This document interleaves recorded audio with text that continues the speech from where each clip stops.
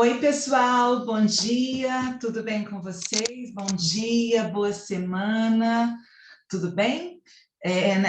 Nessa semana nós vamos trabalhar com pontuação, tá? Nós vamos ter, como nas outras, duas aulas, tá? Hoje, né? Duas aulas sobre pontuação, sobretudo sobre a pontuação dentro do período composto e, sobretudo, dentro do período composto por coordenação, tá certo? Eu tenho aberto fórum no bloco, porque não estou conseguindo acompanhar vocês no horário das aulas, né? Eu já retornei à escola, já estou na escola, e não estou conseguindo acompanhá-los no chat. Então, caso eu consiga, estarei com vocês, né? Mas não estou conseguindo. Caso vocês tenham alguma dúvida, vocês fiquem com alguma dúvida em relação ao conteúdo, por favor, postem no fórum, tá? Que eu tento explicar para vocês, resolver o problema, tá? Postaram dúvidas sobre notas. Na verdade, eu nem tenho muito...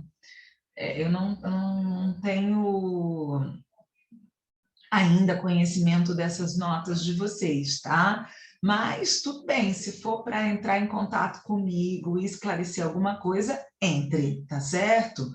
Como a gente não pode trocar mensagens, a plataforma não permite, é uma maneira, pelo menos, de vocês conseguirem falar comigo, tá certo? No fórum, tá? Mas ele está aberto, sobretudo, para que você tire dúvidas acerca do conteúdo da semana, tá bem? Então, tá, vamos lá, né? Vamos trabalhar com pontuação.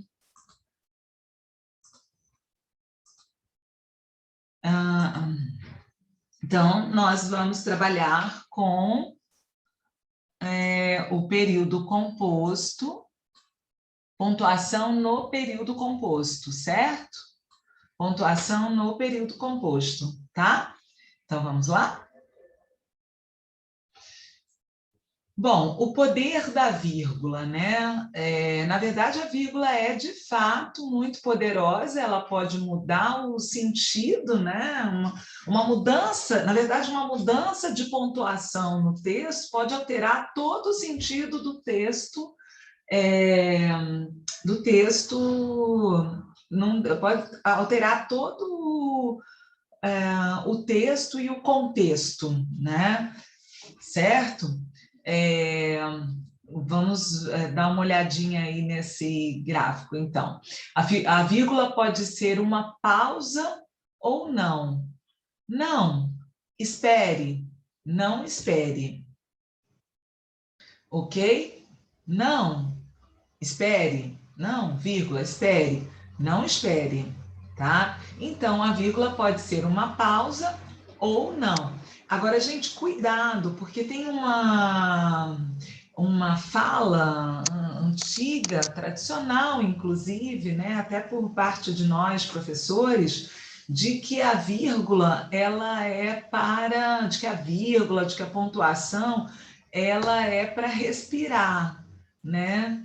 Quando vocês entrarem no modernismo ano que vem, muito provavelmente vocês vão se lembrar de eu falando aí para vocês que a vírgula não é para respirar, gente. A gente respira sem vírgula, respira sem ponto, né? Respira sem ponto e vírgula. A vírgula, ela é um elemento linguístico, ou seja, ela tem relação com as relações, né? Ela tem relação, desculpem de eu repetir a palavra, mas é isso. Ela tem relação com as relações sintáticas, ou seja, a relação entre as palavras, entre os termos, né? Dentro de uma oração, dentro de uma frase, né? Dentro de um período. A vírgula ela não existe para eu respirar. Eu respiro de uma outra forma, tá?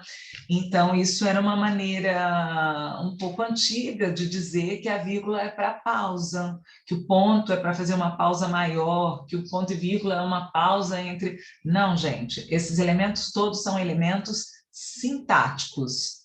E se é importante, se eu preciso colocar uma vírgula, eu preciso colocar uma vírgula porque há uma construção sintática naquele período que requer uma determinada pontuação, tá certo? Bom, então continuando aí com o nosso gráfico, era só parênteses, né? Porque eu não sei dar aula sem abrir parênteses, vocês sabem, né? Ela pode ser a solução. Vamos perder, nada resolvido. Vamos perder nada, foi resolvido. Tá? A vírgula muda uma opinião. Então, esse gráfico aí é mostrando, né, gente, que a vírgula pode alterar completamente os sentidos, né, como a gente disse ainda há pouco. Então, a vírgula pode mudar uma opinião, olha aí. Não queremos saber disso. Não, queremos saber disso, tá? Então, num retângulozinho aí, não quero saber de nada. No outro, eu estou exatamente reafirmando, né, por meio dessa negativa seguida de vírgula, eu estou, sim, reafirmando que eu quero saber. Não, queremos saber disso, tá? Não queremos saber disso, tá? Então, como vocês viram, ela pode alterar o sentido, tá? Bom, então, o que é a pontuação, né? A presença ou a ausência da vírgula entre duas orações de um período composto depende, em geral, da relação sintática. Foi o que eu acabei de dizer para vocês. O que nós temos de analisar numa frase para saber se precisamos ou não usar uma vírgula, não é se eu preciso respirar, se eu preciso descansar, se eu preciso... Inclusive, gente, eu vou abrir mais um parênteses, tá? Eu sei que é aula de gramática, mas vamos recorrer à literatura, né? Vocês já leram Saramago? José Saramago? Não? Vocês nunca leram José Saramago? Leiam Saramago. Tem uma obra dele que... de que eu gosto muito, que nem é a predileta aí da mídia, digamos assim, né? É curtinha, chama O Conto da Ilha Perdida. Ai, gente, agora fiquei o Conto da Ilha Perdida ou do Conto da Ilha Desconhecida, mas eu acho que é o Conto da Ilha Perdida. Depois dei uma olhada na internet que o Google responde, né, gente? Gente, que bonito, que bonito, que bonito, que texto bonito. Se vocês lerem o Saramago, vocês vão observar que o Saramago, por exemplo, não usa pontuação. Não usa pontuação dessa forma como nós usamos aqui e como nós estamos aprendendo, tá? Inclusive, é um efeito poético no texto dele, né? Uma vez ele foi entrevistado, vocês podem até procurar na internet essa entrevista, uma vez, aliás, várias vezes ele foi entrevistado por causa disso, né? Mas eu li uma entrevista muito séria com uma jornalista em que ele falava exatamente, ele usava exatamente esse argumento, né, que eu usei no início da aula. A jornalista perguntava para ele, mas como é que as pessoas vão entender o seu texto sem ter um ponto, sem ter uma vírgula, sem ter uma exclamação? Como o leitor vai entender o seu texto?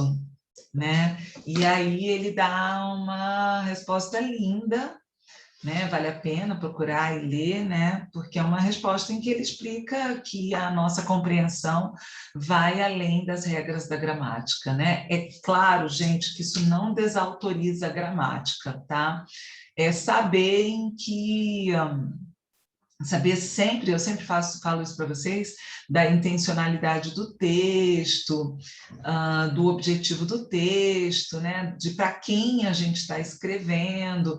E é claro que no meio acadêmico eu não posso usar a ponto de não me utilizar das convenções da língua escrita, porque a língua escrita é a língua oficial e é a língua com a qual, em ambientes oficiais, nós vamos nos comunicar, né? A literatura não está aí para isso, né? A literatura é uma outra dimensão, a literatura é arte, é expressão. Então, se o artista decide, por algum motivo, né, por querer se expressar mais dessa forma, por considerar que dessa forma se expressa melhor os seus sentimentos, as suas emoções, ele vai se utilizar de uma ruptura como essa.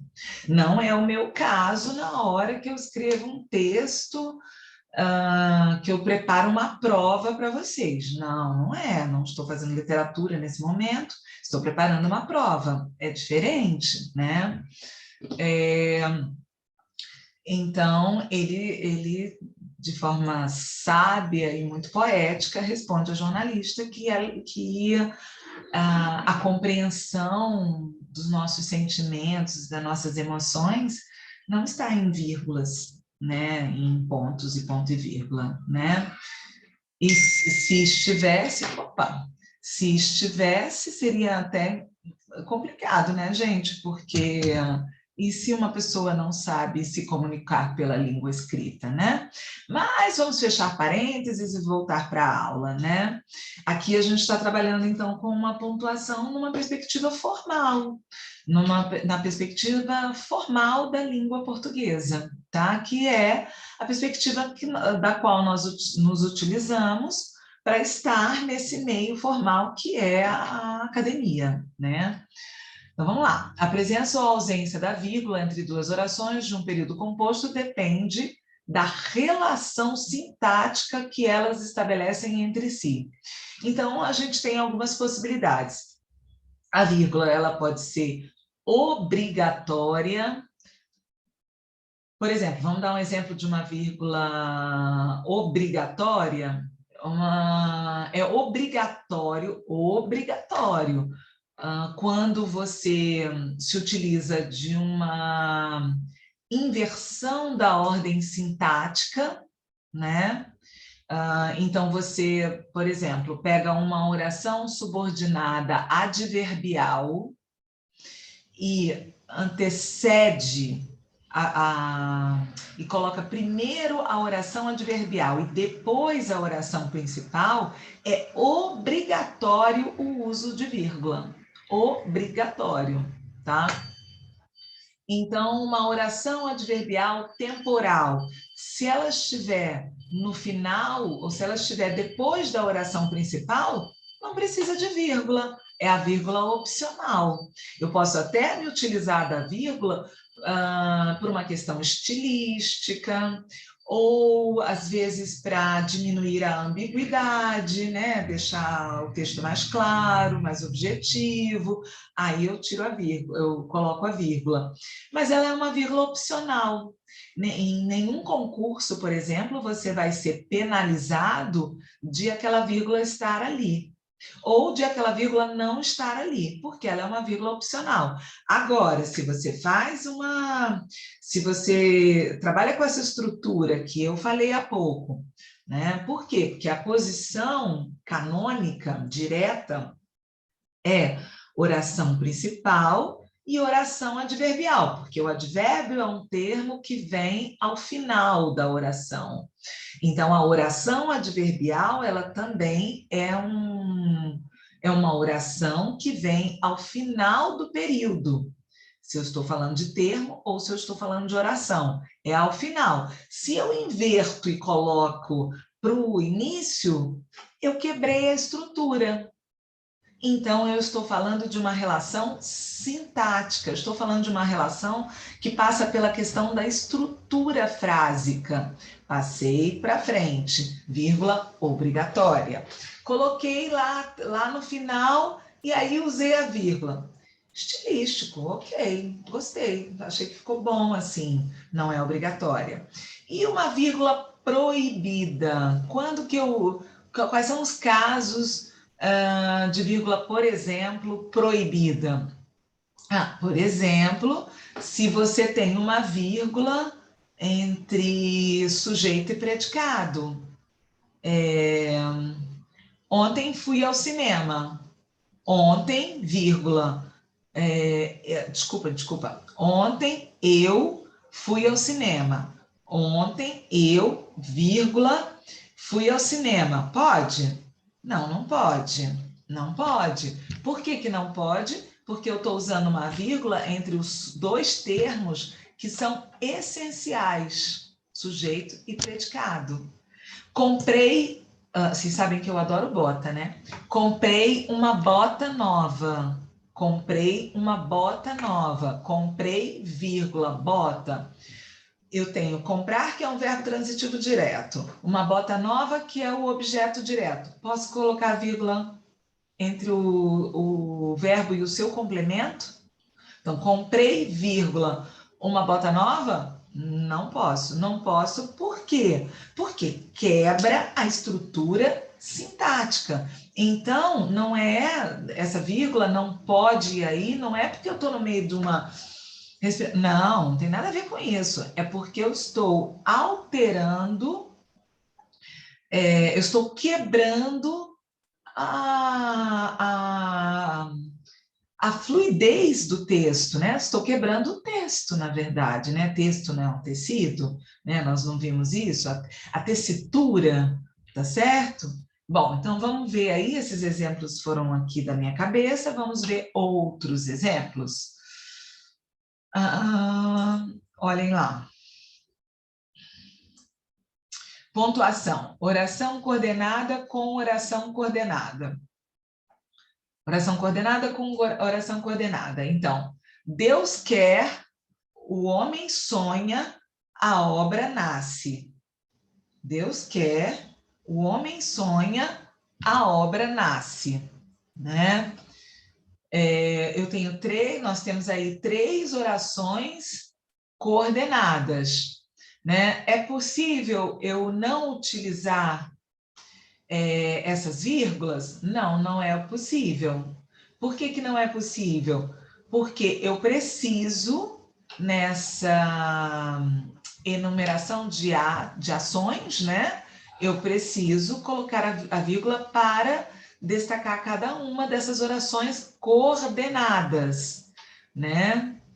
É porque elas são coordenadas assindéticas. Deus quer, e o homem sonha, e a obra nasce. Elas são orações coordenadas assindéticas, mas é preciso, né, colocar a vírgula para que a conexão se estabeleça, né? São orações coordenadas. Volte logo para a casa de seus pais, que eles estão com saudades de você. Volte logo para a casa de seus pais, que eles estão com saudades de você. A vírgula entre orações coordenadas ligadas por e. Vamos lá? Quando duas... Vou tentar diminuir isso aqui, né? Para não atrapalhar vocês. Quando duas orações, quando duas coordenadas são ligadas pela conjunção e, a vírgula é. E aí vamos ver, né? A vírgula é proibida. Proibida. Ela vai ser proibida quando o sujeito é o mesmo nas duas orações. Tá? Então, o mesmo sujeito nas duas orações, vírgula, proibida. Por exemplo, Fernanda discordou da decisão do diretor e pediu demissão do cargo. Qual é o sujeito de pediu? Fernanda, né? Então, o sujeito de discordou, que é a primeira oração, Fernanda, é um sujeito explícito, sujeito simples, explícito. Qual é o sujeito da segunda oração e pediu demissão do carro? Sujeito... é um sujeito elíptico, né? Fernanda. Como é que eu sei que é Fernanda? Porque está na outra oração, certo? Tudo bem? É um sujeito elíptico, ele está oculto na segunda oração, mas eu sei que é Fernanda porque já apareceu, né? E aí eu não uso vírgula entre essas duas orações. Por quê? Porque o sujeito é o mesmo. Casos opcionais, né? Quando os sujeitos são diferentes e também quando o E aparece repetido. O prefeito pressionou os vereadores e o projeto foi aprovado. Tá? O prefeito pressionou os vereadores e o projeto foi aprovado. Vejam que os sujeitos são diferentes, né? Qual é o sujeito de pressionou? O prefeito. Qual é o sujeito de foi aprovado? O projeto. O prefeito pressionou os vereadores e o projeto foi aprovado. Então, eu tenho as duas possibilidades, né? Eu tenho as duas possibilidades. Eu posso simplesmente usar o e manter os dois sujeitos diferentes, ou eu posso, para reforçar essa ideia de que os sujeitos são diferentes, para marcar isso, e aí é uma questão estilística, eu quero marcar. Quando a gente está escrevendo, né, sempre a questão da intenção é importante, e aí eu quero deixar isso mais marcado, uso a vírgula, tá? Agora, do ponto de vista gramatical, alterou o sentido? Não alterou o sentido, tá? E o polissíndeto, né? Lembram-se do que é o polissíndeto? Polissíndeto é quando a gente tem a repetição do síndeto. Síndeto significa conjunção, né? Quando a gente repete a conjunção, em geral, a conjunção e, né? A gente se utiliza muito dessa figura de sintaxe, na verdade. É uma figura de linguagem que está no grupo das figuras de sintaxe. Né? A gente se utiliza muito disso na literatura, em geral, para dar ritmo às ações, né? que estão sendo apresentadas, né? Ou numa narrativa, ou num poema. Em geral, isso é mais utilizado em poesia, né? Então, vamos lá. Fechando parênteses. Os vendedores gesticulavam e gritavam e ofereciam seus produtos. Outra possibilidade, os vendedores gesticulavam e gritavam e ofereciam seus produtos. Aqui, o sujeito é o mesmo, tá? Então, não há obrigatoriedade, né, de usar essa vírgula. Aliás, ela é, inclusive, proibida, tá? Mas, como há o polissíndeto, aí nós podemos usar ou não, tá? Por conta do polissíndeto, certo? Continuando. Ponto e vírgula entre orações coordenadas.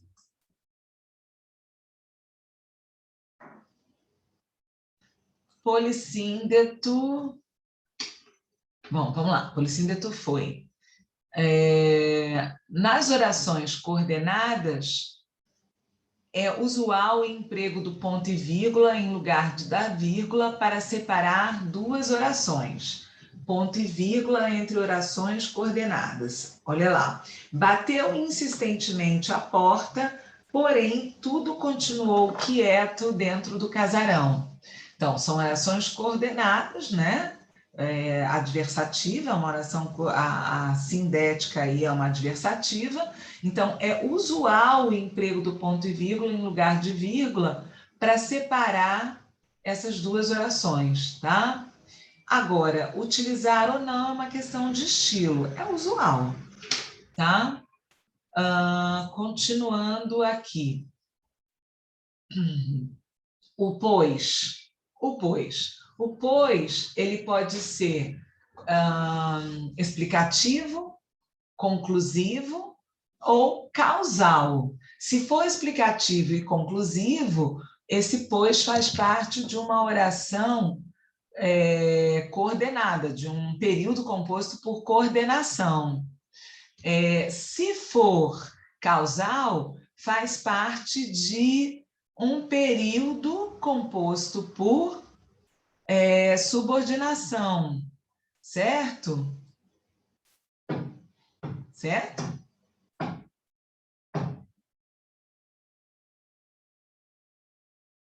Então, continuando. Os alunos sentiram falta do CMB, pois voltaram logo às aulas. É uma conjunção coordenativa, esse pois, né? Sindética, né?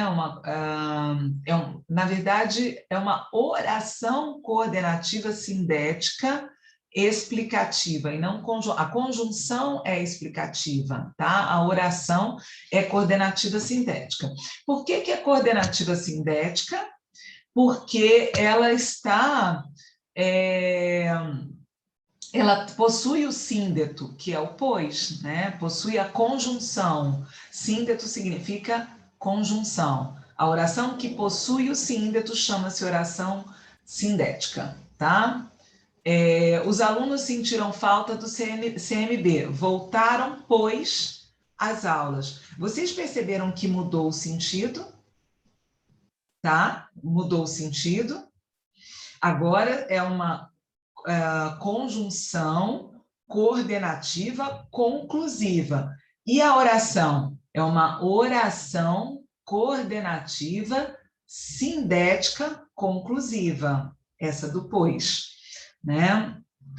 Agora, gente, aproveitando aqui o caso, observem que não existe, porque eu vejo muito nas redações de vocês a seguinte estrutura: os alunos sentiram falta do CMB, pois, vírgula antes, vírgula depois, voltar às aulas. Não existe. Não existe isso. Outro erro que eu vejo: os alunos sentirão falta do CMB, pois, aí a vírgula depois. Que acontece também muito com o mas, né? De colocar a vírgula depois. Tanto o pois quanto o mas são conjunções diferentes, né, gente? Exprimem ideias diferentes. Mas é porque vejo muito essa vírgula depois, tanto do pois quanto do mas. Essa vírgula só vai aparecer depois se a oração seguinte, se houver uma oração intercalada à oração coordenada, né, que peça uma oração, uma vírgula, tá? Por exemplo, uma oração adverbial, vamos supor, ou um advérbio, né, uma locução adverbial, algo assim, um adjunto adverbial. Os alunos, vamos tentar dar um exemplo. Os alunos sentiram falta do CMB, pois, vírgula, assim que se vacinaram, vírgula, voltaram logo às aulas. Entenderam? Aí, a vírgula é por conta dessa intercalada, assim que se vacinaram. Tá? Para isolar essa oração adverbial temporal, né? Essa oração subordinada adverbial temporal, que eu incluí aí no meio, né? Vocês perceberam que houve uma quebra sintática? Vou repetir, inventei agora, mas vamos lá. Os alunos sentiram falta do CMB, pois inseri uma adverbial, quebrei. Na hora que eu quebrei, deslocando essa oração adverbial aí para dentro de uma oração coordenada, assim que acabou a pandemia, voltaram logo às aulas, tá? Não, desculpem, acabou a pandemia, não acabou a pandemia. Assim que tomaram a vacina, voltaram logo às aulas. Então, esse assim que tomaram a vacina é uma oração adverbial que eu intercalei, né? Coloquei dentro aí dessa oração coordenada. Aí eu sou obrigada a isolar essa oração com vírgulas. Agora, uma vírgula depois do pois, sem haver um motivo a posteriori, não existe, tá, gente? A não ser no caso desse pois conclusivo, tá bom? Aí ele é posterior ao verbo, observem. No primeiro caso, o pois é antes do verbo explicativo. No segundo caso, o pois está posterior ao verbo, voltaram. Conclusivo, tá? E vamos ao terceiro caso. Os alunos voltaram ao CMB, pois sentiram falta dos professores. Eu senti muita falta de vocês. Os alunos voltaram ao CMB, pois sentiram falta dos professores. Como é que eu sei que é causal? Porque existe uma relação, né, de causa e efeito, né? Certo? Os alunos voltaram ao CMB, já que sentiram falta dos professores. Por que sentiram falta dos professores? Uma vez que sentiram falta dos professores, tá? Uma vez que sentir falta dos professores é a causa da volta ao CMB. Foi estabelecida aí uma relação de causa e efeito. Para esse pois ser causal, tem de haver causa e efeito, tá certo? Bom, oração subordinada adverbial, né? E oração principal. É mais ou menos aquele caso que eu estava falando há pouco. Deixa eu dar uma olhada no horário. É aquele caso que eu falava há pouco para vocês, tá? Se o homem tivesse criado o homem, teria vergonha de sua obra. Uau! O que aconteceu? A oração adverbial, qual é a posição, gente? Por que a gente diz que depende da relação sintática e não de respiração ou algo assim, né? A questão é sintática. Então, a posição correta é oração principal, oração adverbial, certo? Como a oração adverbial está antecedendo a oração principal, vírgula obrigatória, tá? A gente tem aí uma oração subordinada adverbial condicional. Se o homem tivesse criado o homem e a oração principal, teria vergonha de sua obra. Outro exemplo, uma oração adverbial temporal. Continuando aí. Quando o dedo aponta a lua, o imbecil olha para o dedo. Né? A oração adverbial não está antecedendo? A oração adverbial não está antecedendo? Ela não está antes? A posição canônica não era ao final, mas ela está antes. Se ela está antes, quebrou, ela veio para frente, tá? Se ela vem para frente, vírgula, obrigatória. Quando o dedo aponta a lua, vírgula, tá? Oração adverbial depois da principal. Lembra que nós conversamos? É opcional a vírgula nesse caso, né? Eu tanto posso usá-la quanto eu posso não usá-la. É uma questão mais estilística. Se eu perceber que o não uso da vírgula gerou algum tipo de ambiguidade, se eu percebo que gerou algum tipo de ambiguidade, use a vírgula. Se eu percebo que não houve problema algum, aí eu uso ou não uso.